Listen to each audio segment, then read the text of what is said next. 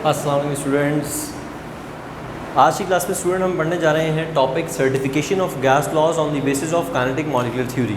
यानी हमने अब गैस लॉज जो कि हम पढ़ के आ चुके हैं, boys law and Charles law. ठीक है, मैं हल्का सा आपको रिवाइंड करवा दूंगा कि हमने क्या पढ़ा था। प्रीवियस लेक्चर अगर आप देखें उसमें बॉयज़ लॉ भी पढ़ा है हमने, चार्ल्स लॉ भी पढ़ा है। मैं यहाँ रफली आपको अगर बताऊँ तो बॉयज़ लॉ के अंदर, बॉयज़ लॉ में स्टूडेंट्स हमने ये पढ़ा था कि बॉयज़ लॉ कहता है volume is inversely proportion to pressure. ठीक है student, at constant temperature. Constant क्या चीज़ होती है इसमें? टेम्परेचर हमारे पास कांस्टेंट होता है।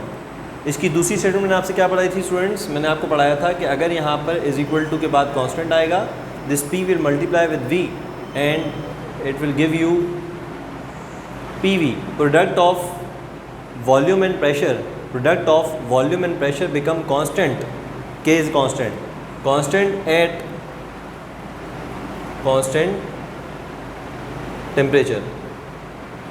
तो स्टूडेंट ये बात हमें याद रखनी है, हमारा गैस लॉ, बॉयज़ लॉ हमें ये कहता है। ठीक है स्टूडेंट,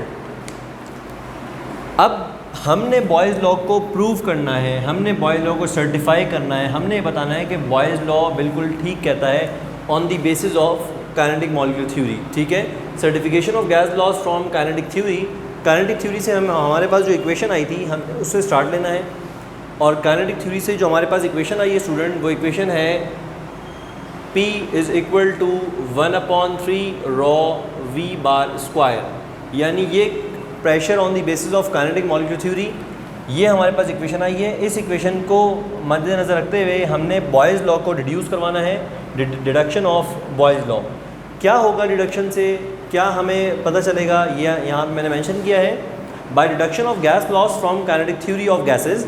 अगर हम काइनेटिक थ्योरी ऑफ गैसेस के थ्रू जो इक्वेशन हमारे पास आई है, प्रेशर की इंटरप्रिटेशन आई है, उससे अगर हम अपने गैस लॉस को रिड्यूस करवाते हैं, which indicates that the gas model is realistic. इससे हमें पता चलता है कि हमारा गैस मॉडल है वो रियलिस्टिक है, यानी वो रियल गैस पे भी काम करेगा और रियल गैस के लिए ही वजूद में आया है वो। आइए स्टार्ट करते हैं। सबसे पहले मैं करूँगा deduction of Boyle's law and then हम करेंगे डिडक्शन ऑफ चार्ल्स लॉ। ये दोनों पार्ट आपके एग्जाम के लिए इंपॉर्टेंट हैं और ये शॉर्ट क्वेश्चन आंसर्स में आ जाते हैं। ठीक है, शॉर्ट डेरिवेशंस हैं, 4 to 5 स्टेप्स की डेरिवेशंस हैं, ये भी 4 to 5 स्टेप की है, और इसके बाद डिडक्शन ऑफ चार्ल्स लॉ है, वो भी छोटी सी डेरिवेशन है, हमने वो करना है। अच्छा, डिडक्शन ऑफ बॉयज़ लॉ में एट दी एंड हमारा आंसर यही प्रूव होना चाहिए कि product of pressure and volume बराबर है एक कांस्टेंट के, कांस्टेंट है हमेशा एट कांस्टेंट टेम्परेचर। ठीक है, यानी जब कांस्टेंट होगा टेम्परेचर तो इस पर हमारा पी और वी का जो प्रोडक्ट है वो भी कांस्टेंट होगा। चूँकि ये हम ऑलरेडी जानते हैं एक्सप्रेशन, अब हमें यही एक्सप्रेशन यहाँ पर प्रूव करनी है with the help of kinetic molecular theory. इसको स्टार्ट कर लेते हैं कि स्टूडेंट वी नो दैट, हम ये जानते हैं ऑन द बेसिस ऑफ, आप लिख भी सकते हैं कि according to kinetic molecular theory और according to the interpretation of pressure on the basis of kinetic molecular theory, P is equal to 1/3 rho V bar square. ठीक है स्टूडेंट, अगेन यहाँ पे आप कहेंगे कि rho is the density and density बराबर होती है, इसको आप कहते हैं 1। ठीक है, फिर आप कह सकते हैं कि we know that density rho is the density बराबर होती है total mass upon total volume के। ठीक है, मास का स्टूडेंट मैंने आपको लास्ट लेक्चर में समझाया था कि एक गैस कंटेनर में पूरी गैस है, उसका मास कैसे निकालेंगे? Mass of one molecule multiply by total number of molecules, और वॉल्यूम V है, लिहाजा डेंसिटी का फॉर्मूला mn/v।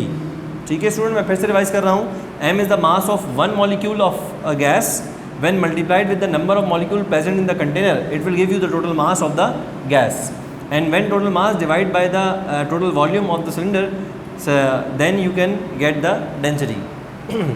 अब मैं यहाँ पर स्टूडेंट ये वैल्यू डेंसिटी की यहाँ पुट करूँगा, तो पुट इन 1।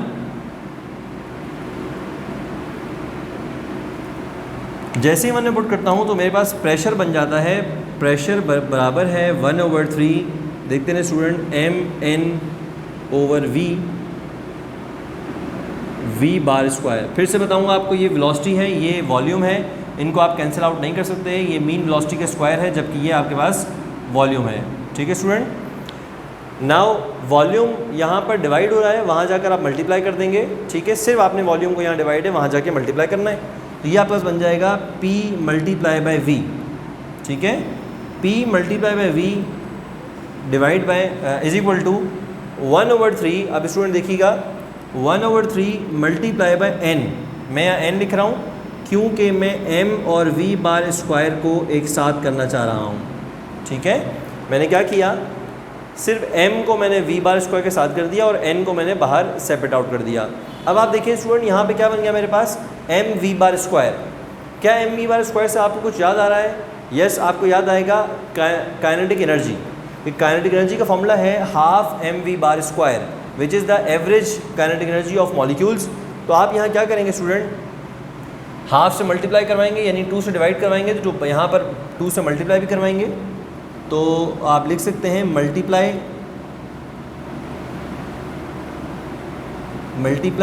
And divide.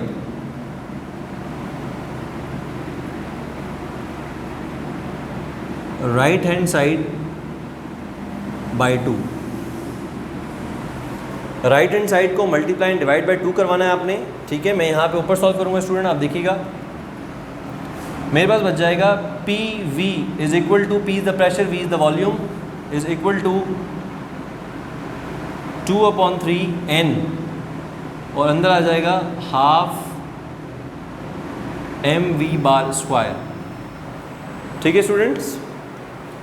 क्या किया मैंने यहाँ पर अंदर डिवाइड करवाया 2 से और बाहर मैंने मल्टीप्लाई करवाया, मल्टीप्लाई एंड डिवाइड बाय 2। जैसे ही मल्टीप्लाई एंड डिवाइड करवाएंगे आप तो स्टूडेंट आपको पता चलेगा कि ये मेरे पास क्या आ चुका है, ये मेरे पास एक काइनेटिक एनर्जी का फॉर्मूला है जिसे हम कहते हैं हाफ mv स्क्वायर, वो आ चुका है। और ये हाफ mv स्क्वायर किसके बराबर है, अब हम इस पर बात करेंगे। इसे कहते हैं आप इक्वेशन नंबर 2। फिर आप कहेंगे कि वी नो दैट, और अब आप क्या जानते हैं स्टूडेंट, आप ही जानते हैं कि हाफ mv बार स्क्वायर बराबर है 3/2 kT के, ठीक है स्टूडेंट। ये वो फॉर्मूला है जो मैंने आपको ड्राइव करवाया था, जिसमें हमने प्रूव किया था कि temperature, absolute temperature is directly proportional to the average kinetic energy of molecules, या आप कहें कि average kinetic energy of the molecules is directly proportional to the absolute temperature. हम ये ऑलरेडी ड्राइव कर चुके हैं एक्सप्रेशन, ठीक है, प्रीवियस क्लास में हमने ड्राइव की थी। इस इक्वेशन में मुझे ये पता चला कि हाफ mv बार स्क्वायर बराबर है 3/2 kT के। अब जहाँ हाफ mv बार स्क्वायर आ रहा है वहाँ मैं क्या पुट कर दूँगा, 3/2 kT पुट इन 2। जैसे ही 2 में पुट करूँगा स्टूडेंट तो मेरे पास बच जाएगा P multiply by V is equal to 2/3 n। 2/3 n ऐसे ही है, जबकि अंदर ब्रैकेट में हाफ mv बार स्क्वायर की जगह में पुट करूँगा 3/2 kT, ठीक है स्टूडेंट। जैसे ही 3/2 kT मैंने पुट किया तो आप देख सकते हैं कि आपके इस 2 से ये 2 कैंसिल हो जाएगा, इस 3 से ये 3 कैंसिल आउट हो जाएगा। क्या बच जाएगा स्टूडेंट, आपके पास बच जाएगा P V is equal to n kT। ये आपके पास बच गया है, ठीक है स्टूडेंट। हमें प्रूफ क्या करना था स्टूडेंट, हमें प्रूफ करना था कि बॉयज़ लॉ डिड्यूस होना चाहिए at the and. Boys law कहता था कि प्रेशर और वॉल्यूम का प्रोडक्ट कांस्टेंट होगा एट कांस्टेंट टेम्परेचर। अब आप देखें प्रेशर एंड वॉल्यूम का प्रोडक्ट बराबर किसके हैं, क्या ये सब कांस्टेंट हैं, हमने ये गौर करना है। अगर ये सब कांस्टेंट हैं तो आप कहेंगे it is prove that boys law is deduced. But अगर यहाँ पर ये बात प्रूव नहीं हो सकेगी कि बॉयज़ लॉ डिड्यूस हुआ है, तब तक नहीं होगी जब तक आप ये ना मान लें कि ये सब कांस्टेंट है। अब देखते हैं क्या ये कांस्टेंट है या नहीं। आइए, के क्या था स्टूडेंट, यहाँ पे जो के यूज़ होता है वो होता है बोल्ट्जमैन कांस्टेंट, ठीक है। बोल्ट्जमैन कांस्टेंट की वैल्यू फिक्स होती है विच इज़ 1.38 × 10⁻⁻23। ये फिक्स वैल्यू है जो मैं आपको ऑलरेडी पढ़ा चुका हूँ, यानी ये कांस्टेंट है। n is the number of molecule, अगर एक कंटेनर की बात हो रही है उसमें n number of molecule, derivation में भी हमने फिक्स नंबर ऑफ मॉलिक्यूल लिए थे, यानी n is the number of molecule and it is also constant. जब ये दो वैल्यू कांस्टेंट हैं और बॉयज़ लॉ कहता है जब भी प्रेशर और वॉल्यूम का प्रोडक्ट निकालेंगे तो टेम्परेचर कांस्टेंट होना चाहिए, तो हम ये कह सकते हैं इस एक्सप्रेशन को देखते हुए where n is the number of molecule is always constant in a container, k is the Boltzmann constant which is also the constant, then it is proved from this equation। इस equation से आपने ये बात prove कर ली, a कह दो उसको नाम दे रहा हूँ मैं। From equation a it is proved that product of pressure and volume is always equal to constant. देख सकते हैं स्टूडेंट, मैंने यहाँ पे मेंशन कर दिया है कि if T is kept constant, ठीक है, if T kept constant for a given mass of a gas, अगर हम given mass of a gas के लिए टी को कांस्टेंट रख दें, ठीक है, टी तो कांस्टेंट हो गया पहली बात। दूसरी बात करनी है एन और के के लिए, n is the number of molecule is constant, ये भी कांस्टेंट होगा, एन भी कांस्टेंट होगा for a given mass of a gas. क्योंकि स्टूडेंट जब भी हम यहाँ पर बॉयल्स लॉ को भी डिस्कस करते थे तो हम हमेशा ये कहते थे कि volume of a given mass of a gas is inversely proportional to pressure, क्योंकि हम एक गिवन मास की बात करते हैं। गिवन मास का मतलब होता है फिक्स मास। जब मास फिक्स है इसका मतलब उसके अंदर नंबर ऑफ मॉलिक्यूल्स भी फिक्स होंगे, लिहाजा N is also constant for a given mass. K is a already Boltzmann constant, के हमारे पास बोल्ट्जमैन कांस्टेंट है, लिहाजा ये दोनों चीज़ें मेरे पास कांस्टेंट हो गई। तो मैं आखिर में कह सकता हूँ देयरफॉर प्रेशर और वॉल्यूम का जो प्रोडक्ट है वो बराबर है मेरे पास कांस्टेंट वैल्यू के। It means this is pressure and volume, the product of pressure and volume is constant at constant pressure. और यही बात मैंने शुरू में आपसे कहा कि हमें बॉयल्स लॉ ने बताई थी कि प्रेशर एंड वॉल्यूम का प्रोडक्ट हमेशा कांस्टेंट होता है at constant temperature. And this is how we have deduced, हमने क्या किया, डिड्यूस किया बॉयल्स लॉ को, बॉयल्स लॉ प्रूव किया हमने, सर्टिफिकेशन दी हमने बॉयल्स लॉ के लिए, सर्टिफाई किया उसको कि यस इट इज़ प्रूव, ठीक है, by using kinetic molecule theory. और हमने जो इक्वेशन यूज़ की वो काइनेटिक मॉलिक्यूल थ्योरी की थी, लिहाजा इस तरह हम बॉयल्स लॉ को यहाँ पर सर्टिफाई कर चुके हैं। अब मैं जाऊँगा चार्ल्स लॉ की तरफ, जिसकी तकरीबन पूरी डेरिवेशन सेम है, इसी के तरीके से है। तो मैं यहाँ पर इसी डेरिवेशन से इसका स्टार्ट लूँगा और आपको चार्ल्स लॉ भी यहाँ पर प्रूव करके देंगे। देखें स्टूडेंट, मैं चार्ल्स लॉ की मैंने हेडिंग डाल दी है, it is the deduction of Charles law. Second part कर रहे हैं, लेकिन डेरिवेशन मैंने यहाँ पर रब नहीं की है, डेरिवेशन सेम है, ठीक है। क्या स्टेप डिफरेंट है मैं आपको बताऊँगा। पहले यहाँ पर रफली डिस्कस कर लें कि व्हाट इज़ चार्ल्स लॉ, ठीक है। चार्ल्स लॉ ने कहा था स्टूडेंट्स, वॉल्यूम जो है वो डायरेक्टली प्रोपोर्शन है एब्सोल्यूट टेम्परेचर के एट कांस्टेंट प्रेशर, यानी हमें यहाँ पर प्रेशर को कांस्टेंट रखना है, ठीक है। बॉयल्स लॉ में हम टेम्परेचर कांस्टेंट रखते हैं, चार्ल्स लॉ में हम प्रेशर कांस्टेंट रखते हैं। इसी तरह स्टूडेंट यहाँ पे इज इक्वल टू के टी आता है, टी यहाँ पर मल्टीप्लाई है, वहाँ जाके डिवाइड हो जाएगा, तो v divided by T is equal to constant. तो आप ये कह सकते हैं कि चार्ल्स लॉ के मुताबिक वॉल्यूम और टेम्परेचर का जो रेशो है वो कांस्टेंट होता है एट कांस्टेंट प्रेशर, ठीक है। ये बात हमें चार्ल्स लॉ ने बताई है। आइए अब इस बात को प्रूव करते हैं। स्टार्ट आप वहीं से लेंगे, रिडक्शन ऑफ चार्ल्स लॉ जब आप करेंगे तो फिर आप स्टार्ट वहीं से लेंगे। कौन सी equation, which is the interpretation of pressure on the basis of kinetic molecule theory, m is equal to 1/3 rho v bar square. इसमें फिर से आप कहेंगे डेंसिटी बराबर होता है mass divided by volume. Mass में आप टोटल मास लेंगे, m multiply by n, mass of individual molecule when multiplied with the number of molecules it will give you total mass divided by total volume becomes density. आप इसको density की जगह put करेंगे equation number 1 में। उसी तरीके से यहाँ पर जैसे v मल्टीप्लाई हो रहा था, आपने वहाँ पे जाके डिवाइड हो रहा था, यहाँ के मल्टीप्लाई कर दिया और m को अंडर ब्रैकेट ले लिया। अगेन आपने दोनों साइड को, सॉरी RHS को राइट हैंड साइड को आपने मल्टीप्लाई डिवाइड बाई 2 किया, 2 आपका यहाँ पर भी आ गया, 2 आपका यहाँ पर भी आ गया।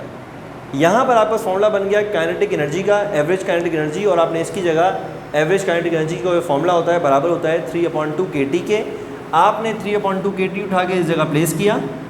प्लेस करने के बाद आपका 2 से 2 कैंसिल हो गया, 3 से 3 कैंसिल हो गया, और आपके पास जो वैल्यू बच गई अब, ठीक है। ये तमाम बातें पुराने बॉयल्स लॉ की हैं, मैं अभी यहाँ तक पहुँचा हूँ। आप देख सकते हैं स्टूडेंट, इस वक्त जो आपके पास बचेगा वो बचेगा PV is equal to NKT, जो लास्ट टाइम बचा था, ठीक है। यहाँ तक बचने के बाद आप कहेंगे जो हमें बात प्रूव करनी है वो बेसिकली है वॉल्यूम और टेम्परेचर का रेशो। आइए, वॉल्यूम यहाँ पर है, टेम्परेचर यहाँ मल्टीप्लाई हो रहा है। अगर मैं टेम्परेचर को यहाँ पे डिवाइड कर दूँ, ठीक है, तो वॉल्यूम डिवाइड बाई टेम्परेचर हो जाएगा। It means the ratio of volume and temperature, क्योंकि जो हमें चार्ल्स लॉ कहता है हमें उस पर काम करना है, ठीक है स्टूडेंट। तो मैं यहाँ पे थोड़ा सा आगे यहाँ सॉल्व करूँगा। आप देखें PV is equal to NKT। अगर मैं PV is equal to NKT को यहाँ पे लिखूँ, V divided by T is equal to NK divided by P। तो स्टूडेंट देखें ये एक्सप्रेशन बनी है जहाँ मैंने उसको A कहा था मैं इसे B कहूँगा, ठीक है, क्योंकि इससे हम प्रूफ कर देंगे अपने चार्ल्स लॉ को। ये मेरे पास बी इक्वेशन है। बी इक्वेशन स्टूडेंट ये कह रही है कि वॉल्यूम और टेम्परेचर का जो रेशो है वो बराबर किसके है, n is a constant, which is number of molecules for a given mass of a gas is always constant, k is a Boltzmann constant, it is already constant, and p is the pressure which is constant on the basis of Charles law. Charles law कहता है जब आप volume और temperature का ratio निकालो वो तभी constant आएगा जब आपका प्रेशर कांस्टेंट होगा, अदरवाइज ऐसा नहीं होगा। ठीक है, तो आप इसके नीचे क्या वर्डिंग लिखेंगे, आप वर्डिंग लिखेंगे if T kept constant for a given mass of a gas, sorry P pressure, if pressure kept constant for a given mass of a gas, अगर हम प्रेशर को कांस्टेंट मान लें एक गैस के लिए, नंबर ऑफ मॉलिक्यूल जो कि n ऑलरेडी कांस्टेंट होता है, बोल्ट्जमैन कांस्टेंट भी कांस्टेंट है आपके पास, देयरफॉर, अब आप देयरफॉर के बाद यहाँ क्या लिखेंगे, मैं ये देयरफॉर वाली बात यहाँ ऊपर मेंशन करूँगा, आप बताएंगे इस इक्वेशन के बाद ये बनाएंगे, बी इक्वेशन करने के बाद आप लिखेंगे कि क्योंकि प्रेशर कांस्टेंट अगर है, हम ये मान लें कि हमारा गैस का प्रेशर कांस्टेंट है, लिहाजा एन और के तो ऑलरेडी कांस्टेंट है, इसका मतलब ये पूरा फैक्टर कांस्टेंट हो गया किस पर, एट कांस्टेंट प्रेशर पर। तो मैं लिख सकता हूँ therefore volume divided by time, sorry volume divided by temperature, it means the ratio of volume to temperature is equal to constant, ठीक है, is equal to constant at constant pressure.